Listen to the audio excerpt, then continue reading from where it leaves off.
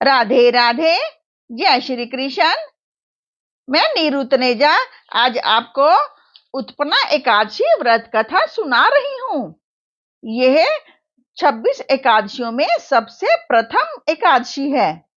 तो अब आप सुनिए उत्पन्ना एकादशी महात्म। नैमिष अरण्य क्षेत्र में श्री सूत जी ब्राह्मणों से बोले, हे ब्राह्मणों, विधि सहित इस एकादशी महात्म को भगवान श्री कृष्ण ने कहा था। प्रेमी जन ही इस व्रत की उत्पत्ति को प्रेम पूर्वक सुनते हैं और इस लोक में अनेकों सुखों को भोगकर अंत में विष्णु पद को प्राप्त करते हैं। श्री सूत जी बोले, हे ब्राह्मणों, सबसे प्रथम इस एकादशी महात्म को भगवान श्री कृष्ण ने अर्जुन से कहा था। उसी के अनुसार मैं आपसे कहता हूँ। अर्जुन ने कहा, हे जनार्दन, इस एकादशी व्रत का महात्म क्या है? इस व्रत के करने से क्या पुण्य मिलता है और इसकी विधि क्या है? सो आप मुझसे कहिए। ऐसा सुनकर श्री भगवान ने कहा, हे अर्जुन, सबसे पहले हेमंत ऋतु के मार्गशीर्ष महीने में कृष्ण पक्ष की एकादशी का व्रत करना चाहिए। दसवीं की शाम को दातुन करना चाहिए और रात को भोजन नहीं करना चाहिए। एकादशी को सुबह संकल्प नियम के अनुसार कार्य करना चाहिए। दोपहर में संकल्प पूर्वक नदी, सरोवर, बावड़ी, कुआं आदि में से किसी में स्नान करना चाहिए। स्नान करने के पहले शरीर पर मिट्टी का चंदन लगाना चाहिए। चंदन लगाने का मंत्र इस प्रकार है। अश्व क्रांते, रथ क्रांते, विष्णु क्रांते, वसुंधरे, उधर तापी बराहेन कृष्णे नासत बाहुना, मृति के हर में पापम यन्मया पूर्व संचितम, तव्याहतेन पापेन गच्छामि परमा गतिम। व्रत करने वाले को स्नान करने के पश्चात पापी, चोर, पाखंडी, दूसरे की बुराई करने वाला, पर स्त्री गमन करने वाला, दुराचारी, दूसरे के धन को चुराने वाला, मंदिरों में चोरी करने वाला, इन सब मनुष्यों से बात नहीं करनी चाहिए। यदि अनजाने में इनसे बात हो जाए तो इस पाप को दूर करने के लिए सूर्य नारायण के दर्शन करने चाहिए। स्नान के बाद धूप, दीप, नैवेद्य से भगवान का पूजन करना चाहिए। रात को दीप दान करना चाहिए। ये सत्कर्म भक्ति पूर्वक करने चाहिए। उस रात को नींद और स्त्री प्रसंग को त्याग देना चाहिए। एकादशी का दिन तथा रात्रि को भजन, सत्संग आदि कर्मों में व्यतीत करना चाहिए। उस दिन श्रद्धा पूर्वक ब्राह्मणों को दक्षिणा देनी चाहिए और उनसे अपनी गलतियों की क्षमा मांगनी चाहिए। धार्मिक जनों को शुक्ल और कृष्ण पक्ष की दोनों एकादशियों को एक साथ समझना चाहिए। उनमें भेद नहीं मानना चाहिए। ऊपर लिखी विधि के अनुसार जो मनुष्य एकादशी का व्रत करते हैं उनको शंखो द्वार तीर्थ में स्नान एवं दर्शन करने से जो पुण्य मिलता है वह एकादशी व्रत करने के पुण्य के 16वें भाग के बराबर भी नहीं है। व्यतीत योग में संक्रांति में तथा चंद्र सूर्य ग्रहण में दान देने से और कुरुक्षेत्र में स्नान करने से जो पुण्य प्राप्त होता है वही पुण्य मनुष्य को एकादशी का व्रत करने से मिलता है। अश्वमेध यज्ञ करने से जो पुण्य प्राप्त होता है उससे 100 गुना पुण्य एकादशी को उपवास करने से मिलता है।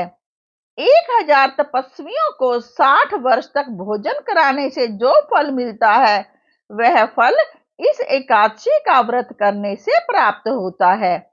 जो पुण्य वेद पाठी ब्राह्मण को 1000 गोदान करने से मिलता है उससे 10 गुना अधिक पुण्य एकादशी का व्रत करने से मिलता है। 10 श्रेष्ठ ब्राह्मणों को भोजन कराने से जो पुण्य मिलता है वह एकादशी के पुण्य के 10वें भाग के बराबर होता है।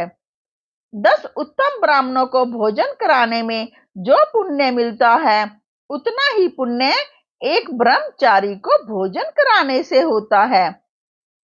एक पुण्य से 1000 गुना पुण्य कन्या और भूमि दान करने से प्राप्त होता है। कन्या और भूमि दान के पुण्य से 10 गुना पुण्य विद्या दान से और 10 गुना पुण्य भूखे को भोजन देने से होता है। अन्न दान के बराबर संसार में कोई दूसरा पुण्य नहीं है। इस दान से स्वर्गीय पितृ तृप्त हो जाते हैं। इस दान के महात्म का देवता भी वर्णन नहीं कर सकते हैं। निर्जल व्रत करने का आधा फल एक बार भोजन करने के बराबर होता है। इसलिए उपरोक्त कोई भी एक व्रत जरूर करना चाहिए।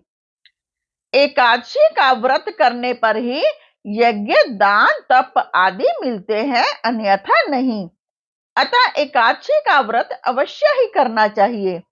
इस व्रत में शंख से जल नहीं पीना चाहिए। मछली, सूअर तथा अन्न एकादशी के व्रत में वर्जित है। एकादशी व्रत का फल 1000 यज्ञों से भी अधिक है।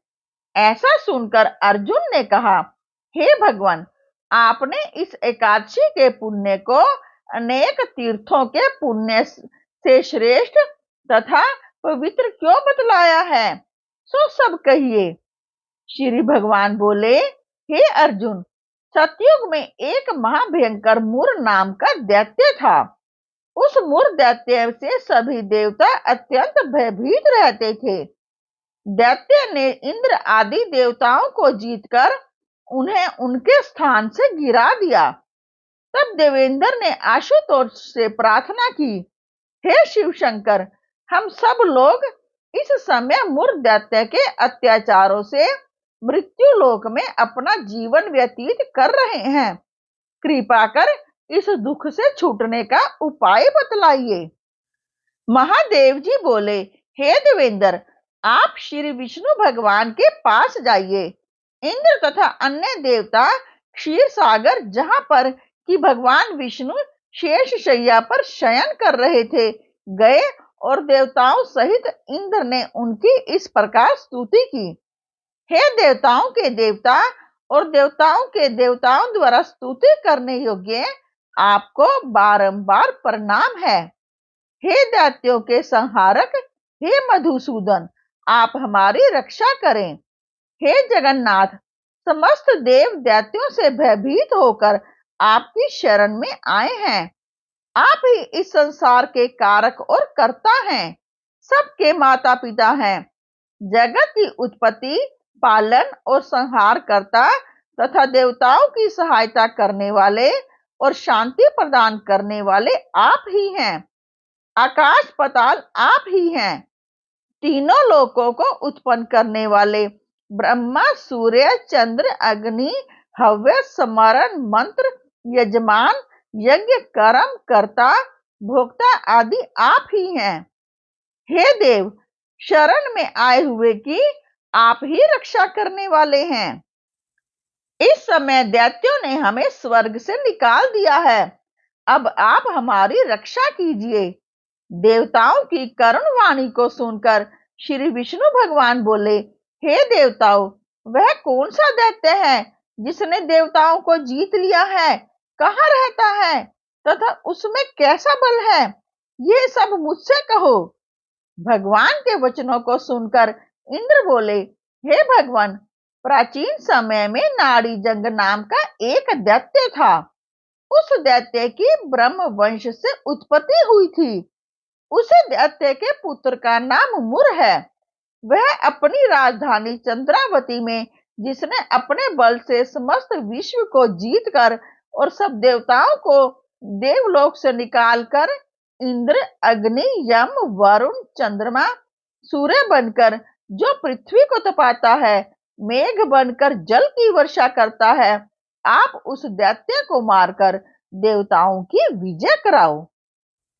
इंद्र के वचन सुनकर श्री विष्णु भगवान बोले, हे देवताओं, मैं तुम्हारे शत्रुओं का शीघ्र ही संहार करूंगा। अब सब चंद्रावती नगरी को जाइए। इस प्रकार भगवान विष्णु देवताओं से कहकर उनके पीछे पीछे चंद्रावती नगरी को चल दिए। उस समय मुर अनेक दैत्यों के साथ युद्ध भूमि में गरज रहा था।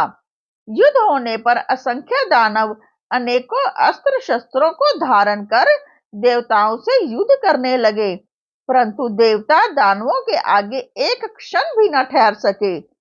तब भगवान भी युद्ध भूमि में आ गए। असुरों ने जब भगवान विष्णु को देखा तो उन पर अस्त्र शस्त्रों का प्रहार करने लगे। भगवान भी चक्र और गदा से उनके शस्त्रों को नष्ट करने लगे। इस युद्ध में अनेकों दानव सदैव के लिए सो गए, परंतु दैत्यों का राजा मूर भगवान के साथ निश्चल भाव से युद्ध करता रहा। भगवान विष्णु मूर को मारने के लिए जिन जिन शस्त्रों का प्रयोग करते, वे सब उसके तेज से नष्ट होकर उस पर पुष्पों के समान गिरने लगे। तब वह परस्पर मल्ल युद्ध करने लगे, परंतु उस दैत्य को ना जीत सके। अंत में भगवान विष्णु शांत होकर विश्राम करने की इच्छा से बद्री का आश्रम गए।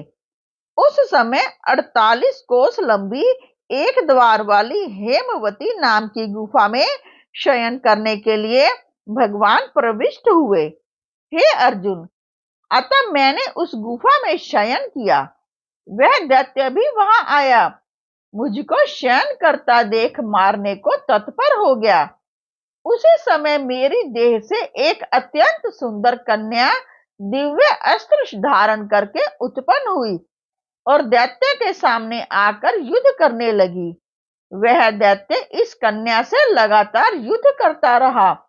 कुछ समय बीतने पर इस कन्या ने क्रोध में आकर उस दैत्य के अस्त्र शस्त्रों के टुकड़े टुकड़े कर दिए, रथ तोड़ दिया। तब वह दैत्य महान क्रोध करके उससे मल्लयुद्ध करने लगा। उस कन्या ने उसको धक्का मारकर मूर्छित कर दिया। जब वह दैत्य मूर्छा से जागा तो उस कन्या ने उसका सिर काटकर उसे यमपुर पहुंचा दिया। अन्य समस्त दैत्य भी उन्हें देखकर पाताल लोक को चले गए।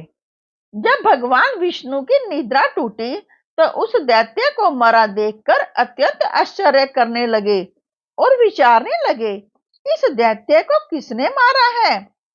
तब कन्या भगवान से हाथ जोड़कर बोली कि हे भगवान, यह दैत्य आपको मारने को तत्पर था। तब मैंने आपके शरीर से उत्पन्न होकर इसका वध किया है।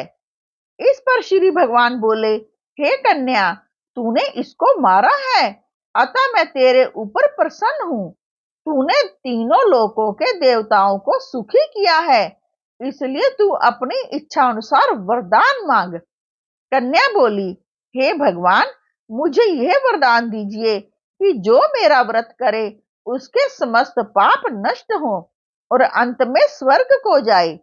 मेरे व्रत का आधा फल रात्रि को मिले और उससे आधा फल एक समय भोजन करने वाले को मिले। जो मनुष्य भक्ति पूर्वक मेरे व्रत को करे वह निश्चय ही आपके लोक को प्राप्त करे। कृपया मुझे ऐसा ही वरदान दीजिए। जो मनुष्य मेरे दिन और रात्रि को एक बार भोजन करे वो सीधा बैकुंठ को जाए। श्री भगवान बोले, हे कल्याणी, ऐसा ही होगा। मेरे और तेरे भक्त एक ही होंगे और अंत में संसार प्रसिद्धि को प्राप्त होकर मेरे लोक को प्राप्त करेंगे। हे कन्या, एकादशी को पैदा होने से तेरा नाम भी एकादशी हुआ। जो मनुष्य तेरे इस दिन का व्रत करेंगे उनके समस्त पाप नष्ट हो जाएंगे और अंत में मुक्ति को प्राप्त करेंगे। तू मेरे लिए अब तीज, आठे, नवमी और 14 से भी अधिक प्रिय है। तेरे व्रत का फल सब तीर्थों के फल से महान होगा। यह मेरा कथन सत्य है। ऐसा कहकर भगवान उसी स्थान पर अंतर्ध्यान हो गए। एकादशी भी भगवान के उत्तम वचनों को सुनकर अत्यंत प्रसन्न हुई। हे अर्जुन, सब तीर्थों, दानों, व्रतों के फल से एकादशी व्रत का फल सर्वश्रेष्ठ है। मैं एकादशी व्रत करने वाले मनुष्यों के शत्रुओं को, विघ्नों को नष्ट कर देता हूँ और उन्हें मोक्ष दिलाता हूँ। अर्जुन, ये मैंने तुमसे एकादशी की उत्पत्ति के बारे में बतलाया है। एकादशी पापों को नष्ट करने वाली और सिद्धि को देने वाली है। उत्तम मनुष्य को दोनों पक्षों की एकादशियों को समान समझना चाहिए। उनमें भेदभाव मानना उचित नहीं है। जो पुरुष विष्णु भक्त हैं, उनको धन्य है। जो मनुष्य एकादशी महात्म का श्रवण व पठन करते हैं, उनको अश्वमेध यज्ञ का फल मिलता है। जो मनुष्य भक्ति पूर्वक कथा सुनते हैं, वे विष्णु लोक को जाते हैं और करोड़ों वर्षों तक उनकी उस जगह पूजा होती है। जो एकादशी महात्म के चौथाई भाग को सुनते हैं, उनके ब्रह्म हत्या आदि के महान पाप नष्ट हो जाते हैं। विष्णु धर्म के समान संसार में कोई दूसरा धर्म नहीं है और एकादशी व्रत के बराबर कोई भी दूसरा व्रत नहीं है। बोलो विष्णु भगवान की जय। बोलो श्री कृष्ण भगवान की जय।